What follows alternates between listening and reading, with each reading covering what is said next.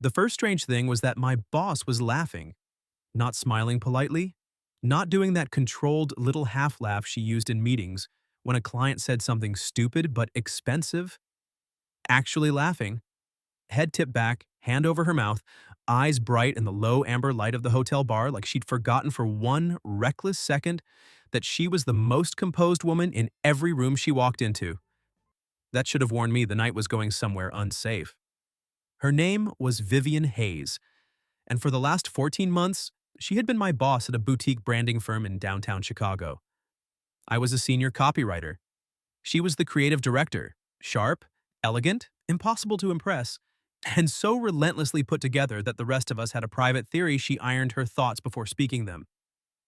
Vivienne did not do messy. She did tailored blazers, impossible client saves, and the kind of eye contact that made grown men correct themselves mid-sentence.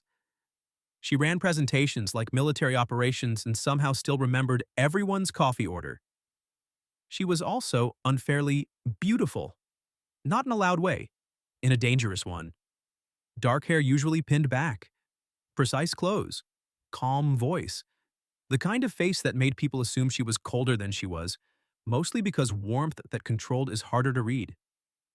I learned pretty early that underneath all that polish, she was funny in a dry, precise way and much kinder than she let the office notice. She stayed late to help interns fix work she could have delegated. She sent food to a junior designer's apartment when his mother got sick. When my father had surgery in March, she approved my time off in 12 seconds and then quietly had flowers sent to the hospital under the firm's name so I wouldn't know it was her. So, yes, I respected her. Too much, probably. That had made the attraction inconvenient from day one. I never did anything with it, obviously. I am not an idiot, and I am definitely not the kind of man who tries to turn ordinary professional closeness into some fantasy just because a woman is smart and beautiful in expensive shoes. So I kept it where it belonged. Private, managed, harmless, most of the time. That night was supposed to be harmless too. We'd landed a major hospitality account after 6 brutal weeks of revisions, impossible timelines, and one client who used the phrase, make it feel more like ambition kissed by moonlight, with a straight face. The team went out after the signing dinner. Nothing wild. Just drinks at the same hotel where the client dinner ended. By 10:30, half the office had gone home. By 11, it was just 4 of us. By 11:40, it was just me and Vivienne because our account manager had left with her fiancé and our designer had gotten a text about a plumbing leak. I should have left too. Instead, Vivienne lifted her second martini, looked at me over the rim and said, "You can go, Owen. I promise not to give you extra points for stamina." I smiled. That's tragic. I was building my whole career on bar loyalty. That got the laugh. The real one. And that was how I ended up still sitting there 20 minutes later while my boss, my usually immaculate, impossible to rattle boss, got just drunk enough for her edges to soften. Not sloppy, not reckless, just looser, funnier, more honest. She slipped off her heels under the table and said, "Do you know what I hate most about big wins? The expectation that we have to enjoy them in public." She pointed at me. That, exactly that. Occupational hazard. No, she said, swirling the last of her drink. Occupational fraud. Everyone thinks success feels glamorous. Mostly, it feels like being too tired to enjoy your own dinner. I looked at her for a second. You should probably stop talking before I start thinking you're human. Vivian smiled into her glass. That would be disastrous for office morale. Then her phone buzzed on the bar. She glanced at it, and something in her face changed. Not dramatically. If you didn't know her, you might have missed it. But I did know her, at least enough to see the moment her mood dropped one clean floor. She turned the phone face down. "You okay?" I asked. "Perfectly." She signaled the bartender. "I'm making what I'm sure is a wise decision and ordering another." "No, you're not." She looked at me, not offended, just surprised. Then she leaned back in her chair and said, "Was that concern or insubordination?" "Efficient damage control." That sounded rehearsed. "That's because I work in branding." For a second, I thought she'd argue. Instead, she looked at the upside-down phone again and said quietly, "My ex is engaged." Ah, there it was. Somebody walking in through the one door you'd been carefully keeping shut. I'm sorry, I said. She gave one small shrug. It's not tragic. We've been over for almost 2 years. Then, after a beat, I just resent being informed by a social media push alert like a civilian. That made me laugh, and to my surprise, she laughed too. But it didn't really fix it. I could see that. The bartender brought water instead of another martini, God bless professionals, and Vivian drank half of it with the resignation of a woman who knew the room had turned against her. By midnight, the bar was closing. I stood and said, "Okay, I'm getting you home." Vivian stood too quickly, reached for the table, and muttered, "Oh, that's unfortunate. Can you walk?" "Yes," she said with dignity. Then she took one step, caught my arm, and added, "Probably not in a straight line." The valet area was worse. Cold wind, no cars available yet, rideshares surging because of a concert 2 blocks over. I had one hand lightly at her elbow while she leaned against a pillar and closed her eyes. "Do you want me to call someone?" I asked. "A friend? Your sister?" Vivian opened one eye. "My sister has 3 children under 6. If I wake her for this, she'll let me die on principle." "Okay, then you're building?" She shook her head immediately. No. No? The doorman knows too much already. Despite everything, I smiled. That seems vague. It's precise enough. I looked at her, at the heels in one hand, at the exhaustion under the polish, at the way the night had clearly gone from celebration to something she'd had to push through. My apartment was 6 minutes away. Her building, with late-night traffic, was at least 25. And she was in no condition to do 25. So I said carefully, "My place is close. You can sleep it off on the couch, drink water, insult my decorating choices in the morning, and leave with dignity mostly intact." Vivian studied my face for a long second.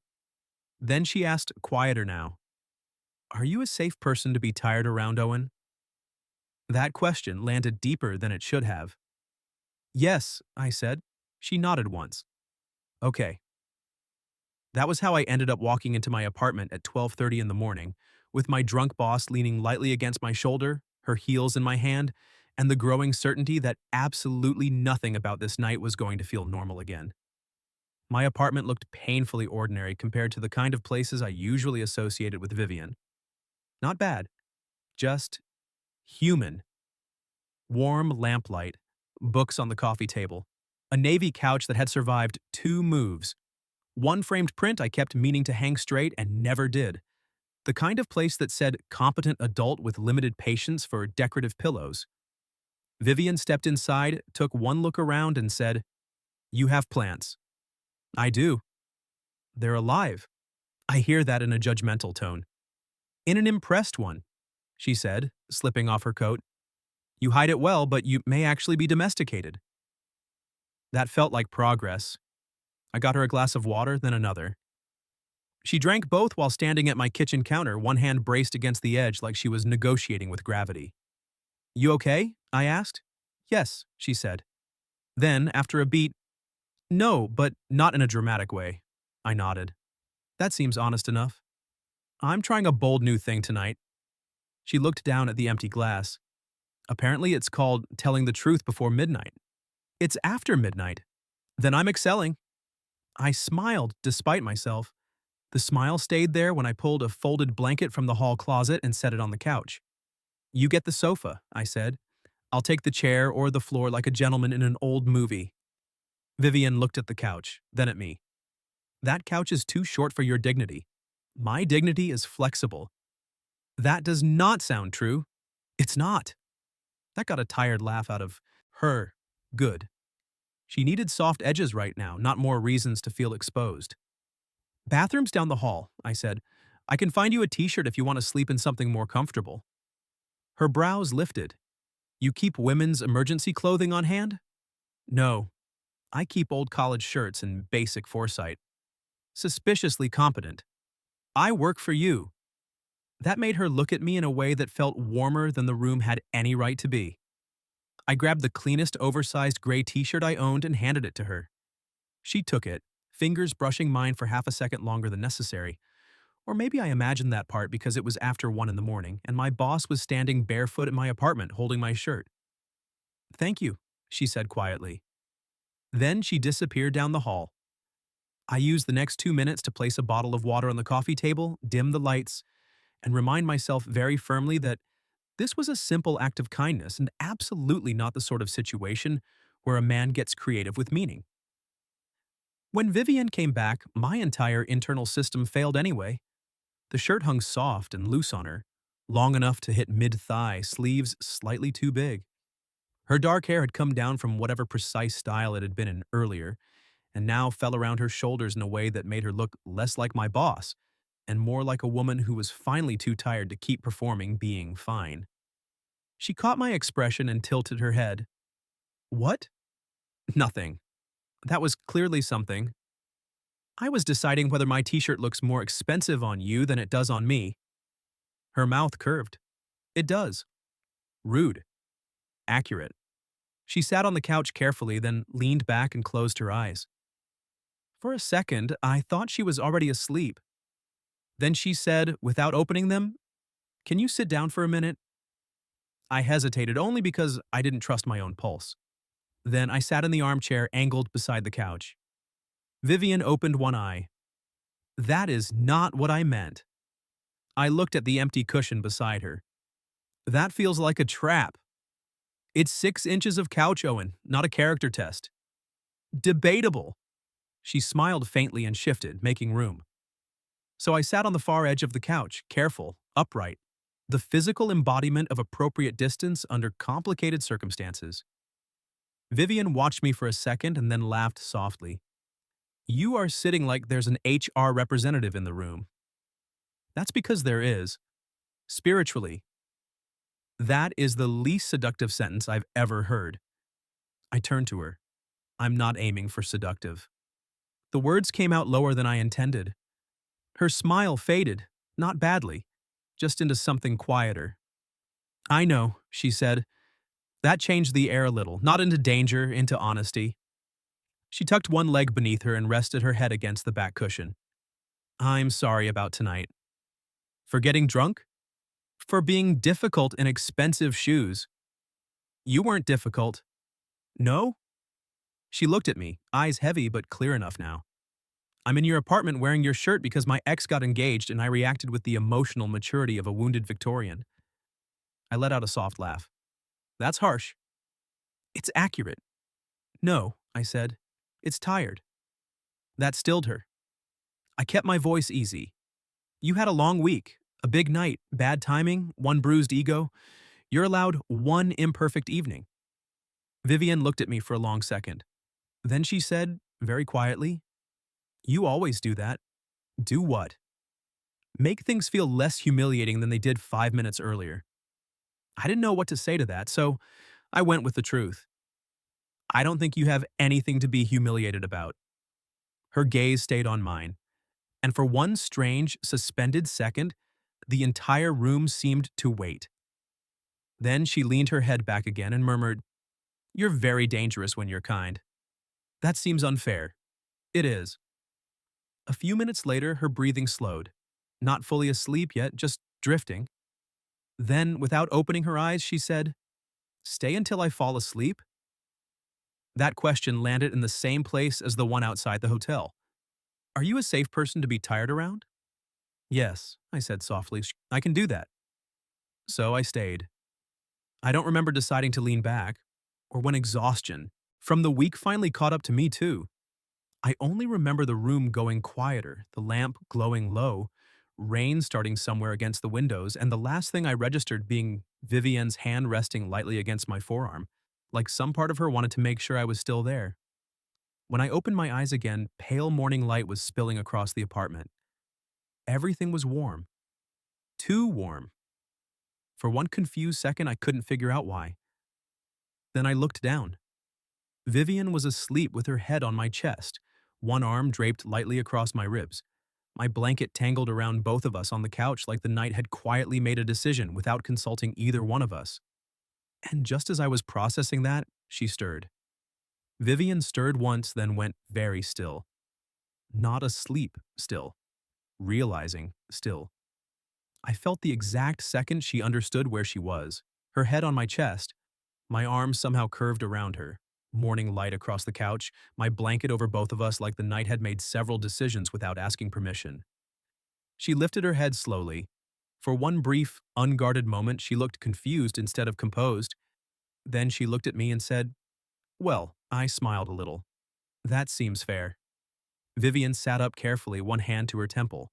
Her hair was a mess, my t-shirt was wrinkled, and the expression on her face suggested she was trying to decide whether this counted as humiliation, intimacy, or a minor workplace crime. "I should apologize," she said. "For what?" She glanced at the couch, then at me. "Apparently using you as a human pillow." "That was mutual. I also fell asleep." She blinked once. "You are annoyingly good at removing drama from situations that are objectively dramatic." "I'm trying not to make this worse." That softened her. "Not much, just enough." She sat back, exhaled, and said, "I didn't mean to fall asleep on you." "I know." "No." She looked down at her hands. "I really didn't, I just—" Her mouth tightened faintly. "I haven't slept that hard near another person in a very long time." That landed differently than everything else. Not flirtatious, not light, just honest. I kept my voice even. "You were tired." "Yes," she said. Then she looked up at me. But that wasn't the only reason. There it was again. The thing between us neither of us could pretend not to hear anymore. Before I could answer, her phone buzzed on the coffee table. Vivian grabbed it, scanned the screen, and shut her eyes. "Of course." "Problem?" "Our account lead wants me on a call in 40 minutes. The hotel client changed their launch timeline overnight." I looked at the clock. That feels aggressive for a Wednesday. "It's Thursday." I stared at her. "That's worse." That got an actual laugh, soft and surprised. Good. The room needed it. Vivian stood, steadied herself on the arm of the couch, and looked toward the hallway. "I should leave. You should probably shower first." She looked down at my shirt. "In your apartment? You can use the bathroom. I have spare towels. I am deeply committed to not sending my boss into a client call looking like she survived a small emotional weather event." Her eyes held mine for a second. "You say that like you're not part of the weather event." "Probably true." She disappeared down the hall after that, and I used the next 10 minutes to make coffee, find a clean button-down that might fit under her coat, and remind myself that none of this was normal and I should maybe stop acting like every impossible moment with Vivienne was something I could simply organize into manageable drawers. When she came back out, hair damp, face scrubbed clean, still wearing my shirt, the problem got worse. Not because it was seductive, because it was too real, too unguarded. Too much like seeing the private version of someone who had spent more than a year never letting me this close. I handed her the coffee and the shirt. "This might fit better under your blazer." Vivian took both and looked at the shirt, then at me. "You keep being useful in ways that feel inconvenient." That seems like a harsh performance review. "It's not a review." Her voice dropped a little. "It's a warning." I didn't answer, mostly because I knew exactly what she meant. A few minutes later, she had changed, buttoned the borrowed shirt neatly, and stepped back into the living room with most of her armor restored. Not all of it. Enough. But before she reached for her coat, she stopped. "What?" I asked.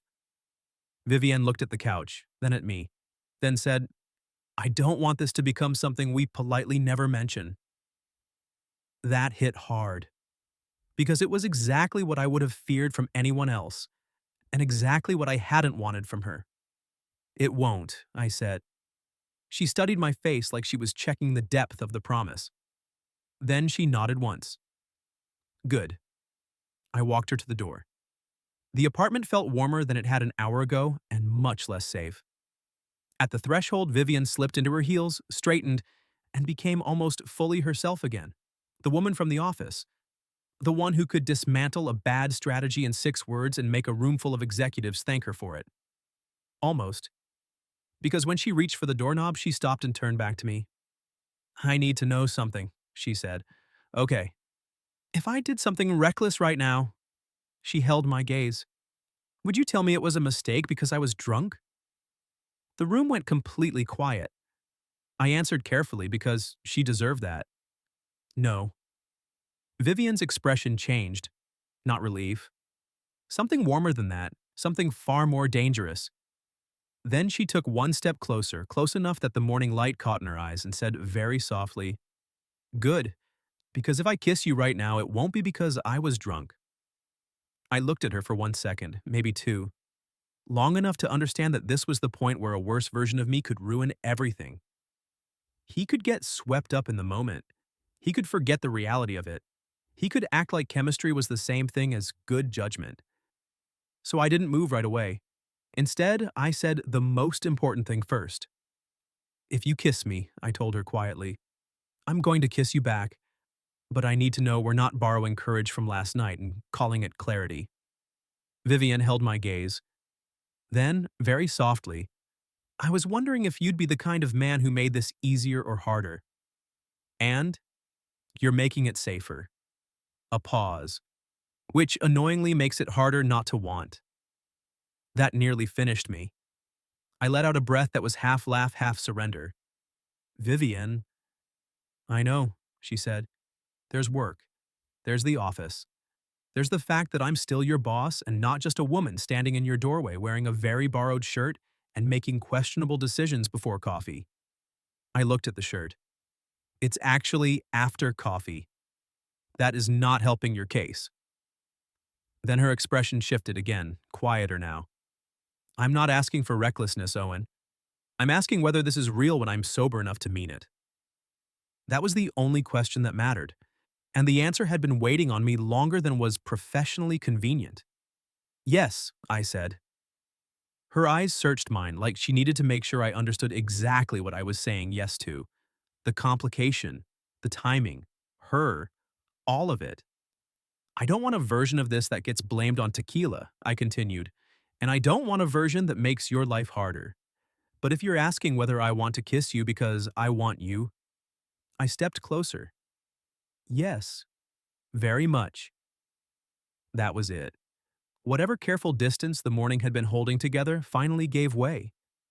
Vivian touched my face first, one hand light against my jaw, almost like she was verifying I was real and not something her exhausted brain had invented. Then she kissed me.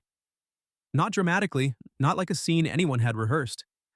It felt more dangerous than that, because it felt certain, warm, steady, and a little stunned on both sides, like we'd each spent too long pretending this current wasn't already there, and now neither of us had the strength or interest to deny it anymore. When we pulled apart, she stayed close enough that I could feel her next breath. "Well," she said softly, "that does seem to be our word for this." A real smile touched her mouth.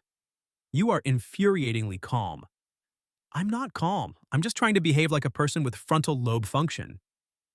"That's disappointingly attractive." I smiled and some of the tension eased. Not all of it. Because the truth was still waiting for us. Work. I said it first. "We should talk about the office." Vivian nodded immediately. "Yes." That alone told me I was not in this alone. She wasn't trying to drift into something messy and hope intelligence cleaned it up later. She was already where I was, wanting the feeling, but wanting the structure too. "I don't want you cornered," I said. "Not professionally, not personally." "You won't corner me." "I know, but I still don't want a situation where this becomes unfair to you." She was quiet for a second, then said, "There's an internal transfer opening in new business strategy next month. Same floor, different reporting line. I saw the email yesterday." I blinked. "You're very prepared for someone who just woke up on a copywriter." Vivian's smile turned dry again. "Preparation is how I survive having feelings." "Fair." I leaned against the doorframe. "And is this transfer something you already wanted?" "Yes," she said. Then, with complete honesty, "and this morning made me want to stop pretending I had no reason to take it." That settled it for me in the best possible way. Not impulsive, not reckless, real, and handled like adults. "So," I said, "we do this properly." "We do this properly," she echoed, "meaning no secrecy that turns us weird and guilty." No secrecy. No pretending this didn't happen. Absolutely not. And one actual date, I said.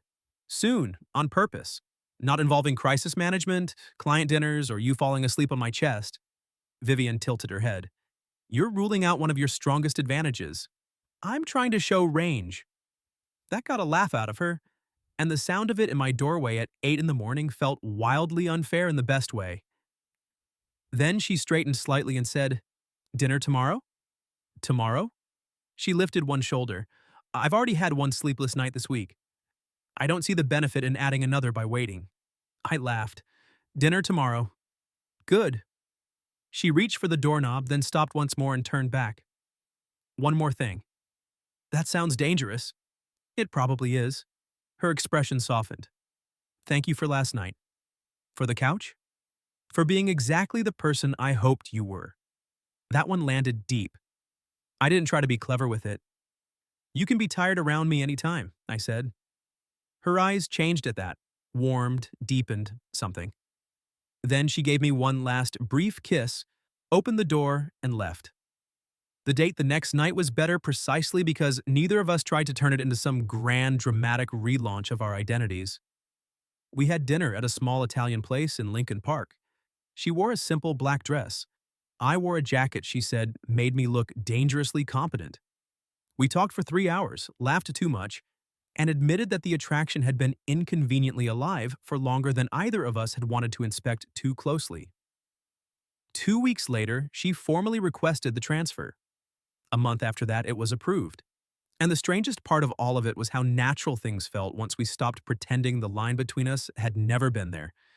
Vivian was still sharp, still impossible, still the most composed woman in most rooms, but now sometimes she'd show up at my apartment with takeout and no makeup, and fall asleep with her head on my chest on purpose, which I had to admit was even better when we were both awake enough to mean it.